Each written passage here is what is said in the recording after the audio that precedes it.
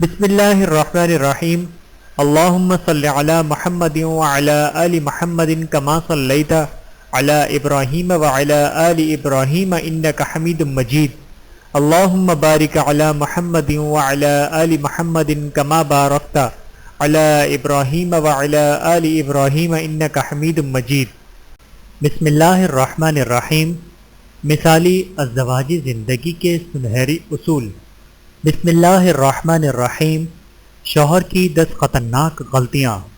نحمدہ ونصلی علی رسولہ الکرام، اما بعد فاعوذ باللہ من الشیطان الرجیم۔ بسم اللہ الرحمن الرحیم۔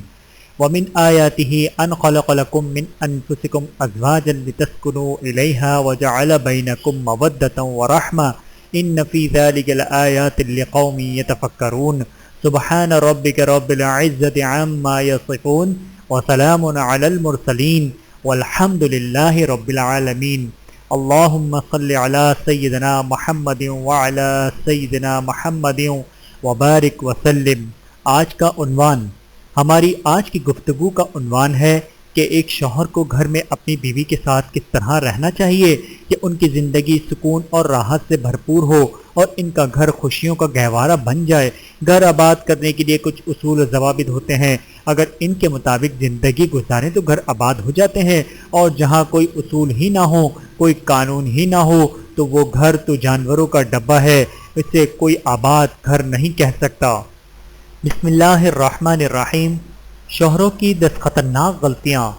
آج کی اس محفل میں چونکہ خاوند کے عنوان پر بتانا ہے کہ خاوند کو گھر میں کیسے رہنا چاہیے، اس لیے ابتدا میں 10 ایسی خطرناک غلطیاں بتا دیتے ہیں جو اکثر و بیشتر خاوند حضرات کر لیتے ہیں اور جن کی وجہ سے گھر کی زندگی بے سکون ہو جاتی ہے۔ خاوند حضرات تک اگر اس عاجزی کی آواز پہنچے تو اس کی توجہ سے سنیں، دل کے کانوں سے سنیں اور ان باتوں کو اپنے پلے باندھ لیں۔ نمبر 1، بیوی کو نظر انداز کرنا۔ پہلی غلطی جو عموماً آج کل خاوند کرتے ہیں وہ یہ ہے کہ بیوی کو نظر انداز کرتے ہیں، بیوی کو وقت نہیں دیتے، محفل میں بیٹھیں گے تو اور لوگوں کی توجہ دیں گے، بیوی کی طرف دھیان نہیں دیں گے۔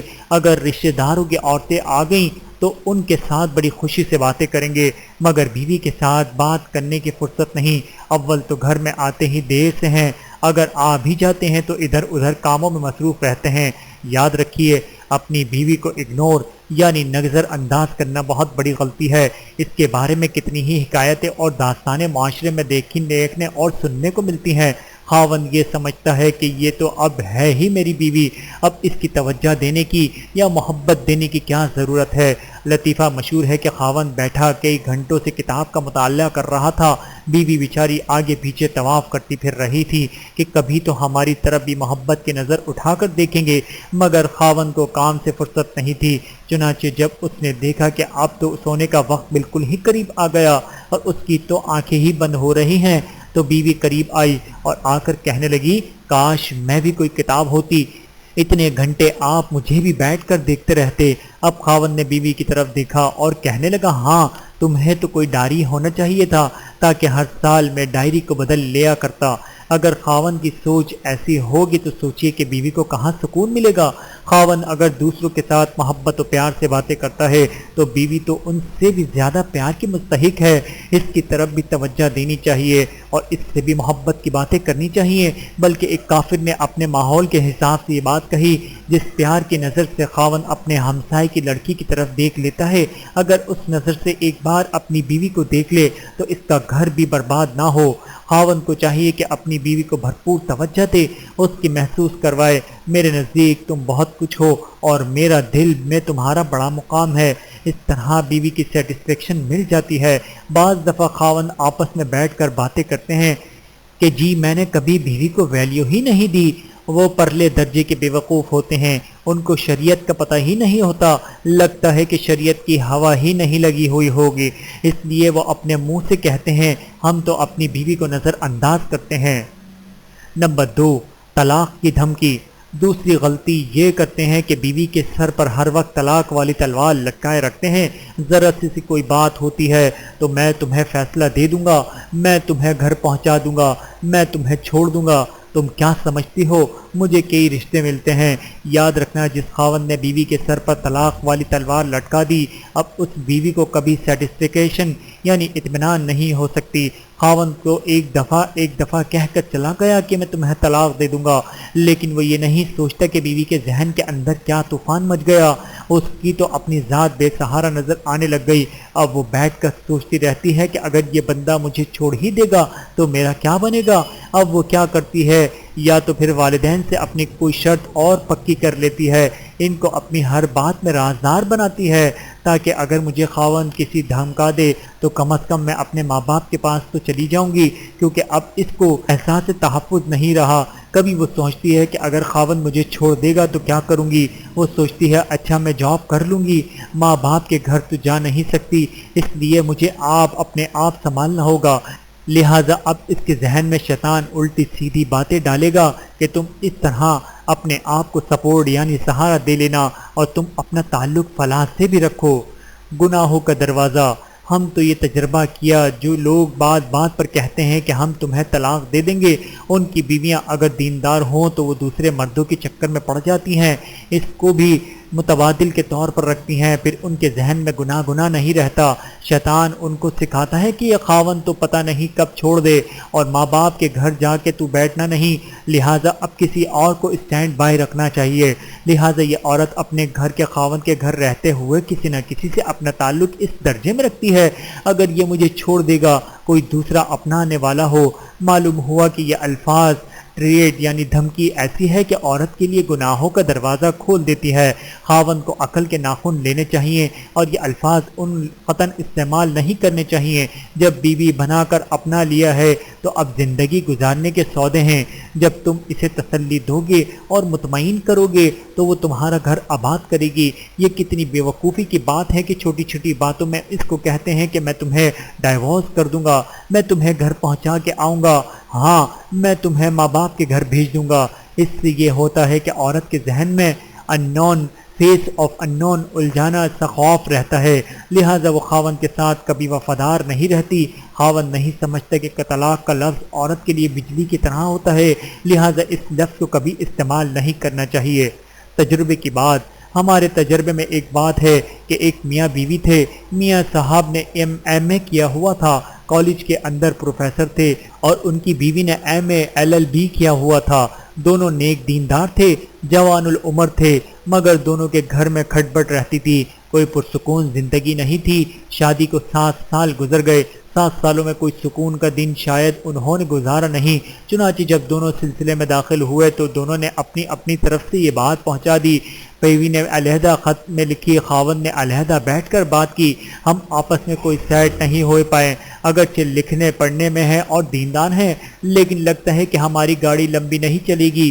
اس عاجزی نے ذرا دونوں سے بات معلوم کی تو پتہ چلا کہ میاں صاحب کی عادت تھی کہ ذرا سے غصے میں آ کر کہتے تھے کہ میں ایڈوکیٹڈ ہوں، پروفیسر ہوں، اگر تم میری بات نہیں مانو گی تو میں تمہیں طلاق دے کر دوسری شادی کر لوں گا۔ اس کی وجہ سے عورت کے اندر عدم تحفظ کا احساس پیدا ہو گیا اور وہ بھی میرے میاں بیوی کے جھگڑا کرتی تھی۔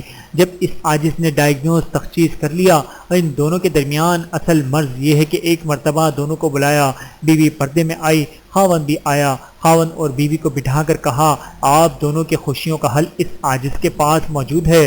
وہ کہنے لگے، میں نے خاوند سے کہا کہ میں حل آپ کو بتاتا ہوں مگر وعدہ کرو کہ اس کو پورا کرو گے، مجھے امید ہے کہ اس کے بعد تمہاری زندگی جنت کا نمونہ بنے گی۔ وہ بڑے حیران ہو گئے کہ ایسا کون سا حل ہے۔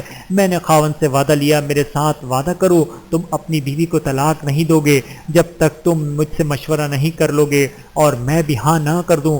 خاوند نے جب یہ وعدہ کر لیا، اب بیوی کو پروٹیکشن مل گئی، سیکیورٹی مل گئی۔ چنانچہ جب واپس گئے تو اس کے بعد کبھی ان کے درمیان دوبارہ جھگڑا نہیں ہوا، اس لیے کہ بیوی کو اب یقین ہو گیا کہ حضرت صاحب نے میرے خاوند سے وعدہ کر لیا ہے، اس لیے اب یہ طلاق مجھے نہیں دے سکتا، لہٰذا اب اس کو زندگی کا سکون نصیب ہو گیا۔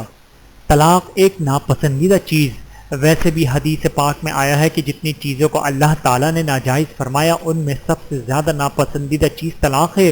شریعت نے اس کو پسند نہیں کیا۔ ہاں ضرورت اور موقع کے مناسبت سے کبھی ضرورت پڑ جاتی ہے کہ طلاق ہی کسی کے مسئلے کا حل ہوتا ہے تو اس لیے شریعت نے جائز تو کہہ دیا ہے مگر اس کو پسند نہیں کیا، لہذا خاوندوں کو چاہیے کہ طلاق کا لفظ کبھی اپنی زبان سے نہ نکالیں۔ طلاق سے پہلے ہاں مسائل ہوتے ہیں، پرابلم ہوتے ہیں، ان کے اور بھی جائز طریقے سمجھانے کے۔ ایک طلاق تو اللہ نے سمجھانے کے لیے نہیں بنایا، لہٰذا ہمیں چاہیے کہ اس کے سمجھانے کا کوئی دوسرا طریقہ اختیار کرنا چاہیے۔ قرآن مجید میں بیوی کی غلطی پر اس کی تعزیز کرنا طریقہ بتایا ہے۔ سب سے پہلی بات سمجھائے کہ تم اس کو بولنا بند کر دو، یعنی بولنا کم کر لو۔ جب کم کرو گے تو صاف ظاہر ہوگا کہ وہ تمہیں منائے گی، غلطی سے ہٹ آئے گی، اور اگر یہ بھی نہیں ہو تو پھر تمہیں چاہیے کہ تم اس سے بستر جدا کر لو، تو پھر وہ سمجھ جائے گی کہ میاں مجھ سے واقعی ناراض ہے۔ اب جب اتنی باتیں بتائی گئیں تو اس میں کہیں طلاق کا لفظ نہیں بتایا، تو معلوم ہوا کہ شریعت بھی چاہتی ہے کہ سمجھانے کے جو طریقے ہیں پہلے ان کو کیا جائے۔ حتیٰ کہ وہ کوئی سخت غلطی گناہ بھی کر بیٹھی ہے تو شریعت کہتی ہے کہ اس کے بعد اگر تم اس کو مارنا بھی چاہو تو شریعت تمہیں تھوڑی سی اجازت دیتی ہے، مگر اس کی بھی حدود قیود ہے، اور یہ عام بات نہیں کہ نمک تیز ہو تو ہاتھ اٹھا لیا۔ یہ اس عورت کے لیے ہے جو اخلاقی غلطی کر بیٹھے۔ اس پر مرد کو حکم دیا گیا ہے کہ پہلے تو اس سے ناراض ہو، وہ تمہیں منائے، پھر بھی تو نہیں سمجھے تو بستر جدا کر لو، پھر بھی نہیں سمجھے اب ذرا تھپڑ بھی دو چار لگا دو، مگر پشت پر لگاؤ، چہرے پہ نہیں لگا سکتے۔ ایک صاحب کہنے لگے، او جی اسلام میں بیوی کو مارنے کا حکم ہے۔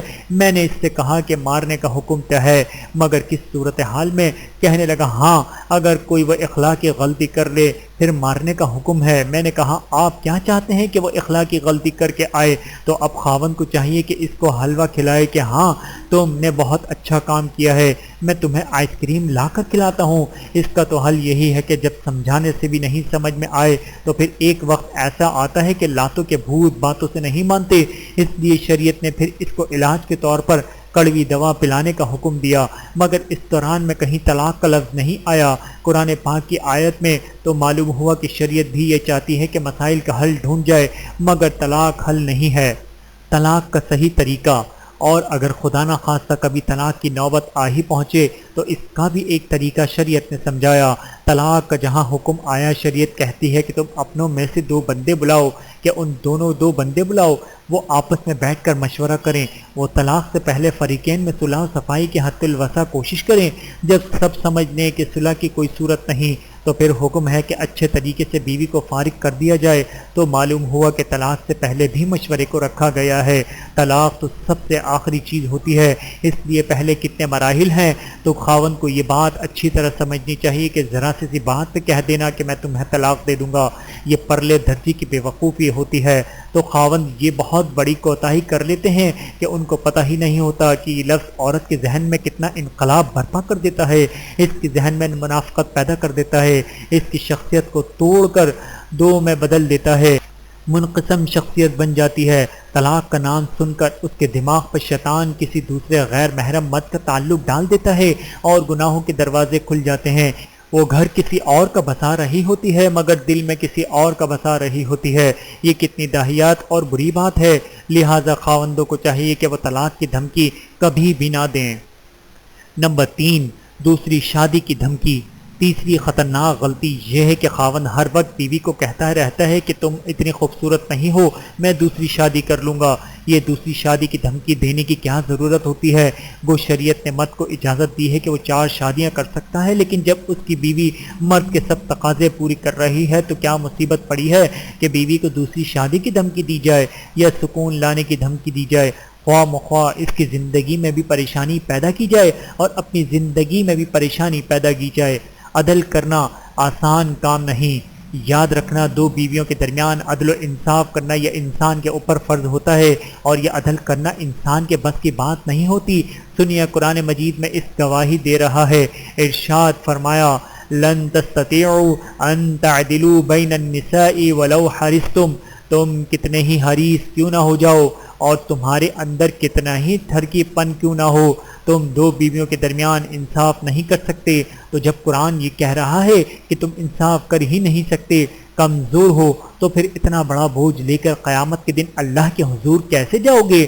اس لیے حدیث پاک میں آ رہا ہے کہ جس بندے کی 2 بیویاں ہوں اور وہ ان کے درمیان انصاف نہ کرتا ہو، قیامت کے دن ایک فالس زدہ انسان کی طرح اللہ کے حضور اس کے کھڑا کیا جائے گا، اور پھر اس کی شرمندگی ہوگی کہ میں نے اپنی بیویوں میں ناانصافی کی۔ تو جب اتنا انصاف ہم کر ہی نہیں پاتے، یہ بہت بڑا چیلنج ہے، لہٰذا دوسری شادی کو کوئی چھوٹی سی بات نہیں ہوتی، وہ ایسی دھمکی دینے کی کیا ضرورت ہوتی ہے؟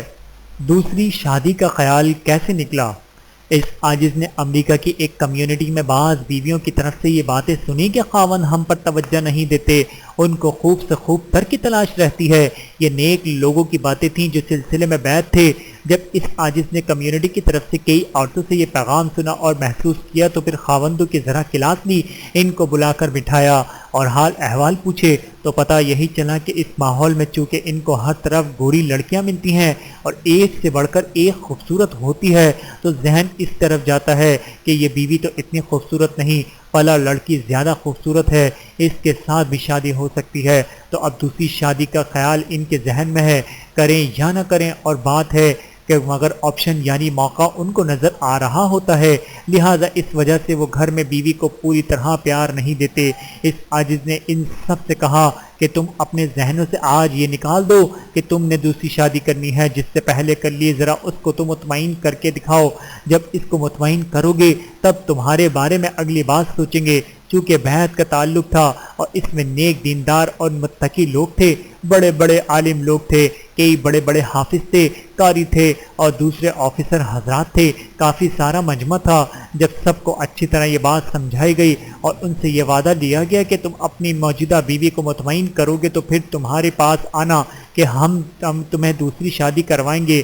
جب وہ خندہ کر گئے تو 1 ہفتے کے اندر وہ خود واپس آئے اور کہنے لگے، حضرت عجیب بات ہے، جس دن سے دوسری شادی کا خیال ہم نے ذہن سے نکال دیا ہے، ہمیں پہلی بیوی اتنی پیاری لگنے لگ گئی کہ شکل بھی اچھی لگتی ہے، عقل بھی اچھی لگتی ہے، کام بھی اچھے لگتے ہیں، گھر کے اندر سکون محسوس ہوتا ہے۔ اب ہم نے 100% نظروں کی حفاظت بھی کرنا شروع کر دی ہے۔ تو بہت بڑی خطرناک غلطی ہوتی ہے کہ خاوند اپنی بیوی کو دوسری شادی کی دھمکی دیتے ہیں، ایک کو سنبھال نہیں سکتے اور دوسروں کی باتیں کرتے ہیں۔ یہ تو ایسا ہی ہے کہ ایک آدمی ایک من بوجھ تو اٹھا سکتا ہے کہ گردن ٹوٹی جا رہی ہے، اگر پھر وہ دعوے کرے کہ میں 1 من سر پہ اٹھا لوں گا، پھر تیری ریڑھ کی ہڈی ٹوٹے گی اور تیرا تماشا دنیا دیکھے گی۔ یہی اس خاوند کا ہوتا ہے، لہٰذا یہ خطرناک غلطی کبھی نہیں کرنی چاہیے۔ یاد رکھنا، اگر تمہیں دوسری بیوی مل سکتی ہے تو تمہاری بیوی کو دوسرا خاوند بھی مل سکتا ہے۔ اگر تمہارے ریئیکشن میں اگر آ کر کبھی تمہاری بیوی نے یہ جواب دے دیا کہ ہاں میں بھی دوسری شادی کر کے دکھاؤں گی، کیا لڑکی دوسرا لڑکا نہیں مل سکتا؟ لہٰذا یہ بڑی بے وقوفی ہوتی ہے، بیوی کو کبھی دوسری شادی کی دھمکی نہیں دینی چاہیے۔ نمبر 4، بے عزت کرنا۔ چوتھی غلطی، عام طور پر خاوند حضرات یہ کر لیتے ہیں کہ اپنی بیوی کی کسی غلطی پر اسے لوگوں کے سامنے روک ٹوک کرتے ہیں، لوگوں کے سامنے اس کا مذاق اڑاتے ہیں، لوگوں کے سامنے بے عزت کر دیتے ہیں اور ڈانٹ پلا دیتے ہیں۔ اپنے طور پر تو وہ اچھے بن جاتے ہیں، دوسروں کو میسج مل جاتا ہے کہ دیکھو گھر میں میرا کتنا کنٹرول ہے۔ بہن کے سامنے بیوی کو ڈانٹ پلا دی، ماں کے سامنے بیوی کو ڈانٹ دیا، بہن اور ماں کی نظر میں بڑے اچھے بن گئے کہ ہاں ہمارا بیٹا تو بہت کنٹرول رکھتا ہے گھر میں۔ بہن کہتی ہے میرا بھائی تو بہت کنٹرول ہے، وہ اپنی ماں بہن کی نظر میں بڑے اچھے بن گئے، مگر حقیقتاً اپنی بیوی کی نظر میں انہوں نے اپنے وقار کو صفر بنا دیا۔ اس لیے ہر ایک کی اپنی عزت نفس ہوتی ہے، جب کسی کی عزت نفس کو مجروح کیا جائے تو پھر اس انسان کا دل ٹوٹ جائے گا، اور یہ چیز گناہ میں شامل ہے۔ اگر ایک چھوٹے بچے کو لوگوں کے سامنے ڈانٹ دیا جائے تو وہ رونا شروع کر دیتا ہے، کیونکہ اس کی عزت نفس مجروح ہو جاتی ہے۔ تو پھر عورت تو بلاخر بڑی ہوتی ہے، اس کی تو عزت نفس کی زیادہ پرواہ ہی ہوتی ہے، لہٰذا اس کی عزت نفس کا خیال رکھنا چاہیے، اس کو نصیحت کرنی چاہیے، تنہائی میں کرو، اگر تعریف کرنی ہے تو لوگوں کے سامنے کرو، اس کی زندگی کا اصول بنا لو۔ تنہائی میں اگر بیوی کو جلی کٹی باتیں بھی سنا دو، بیوی بیچاری برداشت کر لے گی، مگر لوگوں کے سامنے کی گئی ذلت برداشت کرنا مشکل ہوتا ہے۔ اس لیے یہ بات ذہن میں رکھیں کہ بیوی کو دوسروں کے سامنے کبھی بھی اس طرح تنقید کا نشانہ نہ بنائیں، وہ زندگی کی ساتھی ہے، تھوڑا وقت دونوں کو علیحدہ میں ملنا چاہیے، ایک دوسرے کو سمجھا دو، سمجھنا چاہیے لوگوں میں اس قسم کی باتیں کرو گے تمہاری اپنی پوزیشن ان بیلنس ہو جائے گی۔ علماء نے لکھا ہے کہ بچہ جب تنہائی میں گرتا ہے اس کو زیادہ چوٹ لگتی ہے، وہ نہیں روتا اور اٹھ کر کھڑا ہو جاتا ہے، لیکن اگر لوگوں کے سامنے گر جائے اس سے آدھی چوٹ بھی لگے تو رونا شروع کر دیتا ہے، اس لیے کہ لوگوں کے سامنے اس کی عزت نفس مجروح ہو جاتی ہے۔ وہ درد سے نہیں رو رہا ہوتا، عزت نفس مجروح ہونے کی وجہ سے رو رہا ہوتا ہے، لہٰذا کبھی بھی انسان عزت نفس کو مجروح نہ کرے۔ نمبر 5، وقت نہ دینا۔ پانچویں خطرناک غلطی، عام طور پر خاوند یہ کرتے ہیں کہ بیوی کو وقت نہیں دیتے، بلکہ جب وقت ملا اب امی کے پاس بیٹھے باتیں چل رہی ہیں، رات کے 12 بج گئے، نیند سے جب آنکھیں پر ہو گئیں اب کمرے میں آ کر دھم سے لیٹ گئے اور بیوی سے بات بھی نہ کی، کچھ پوچھا بھی نہیں کہ تم جیتی ہو یا مرتی ہو، تمہاری طبیعت ٹھیک ہے یا بیمار ہو۔ اب اگر خاوند وقت نہیں دے گا تو صاف ظاہر ہے کہ یہ بہت بڑی غلطی ہے، اس کا شرعی تقاضا ہے کہ بیوی کو خاوند کا وقت ملے۔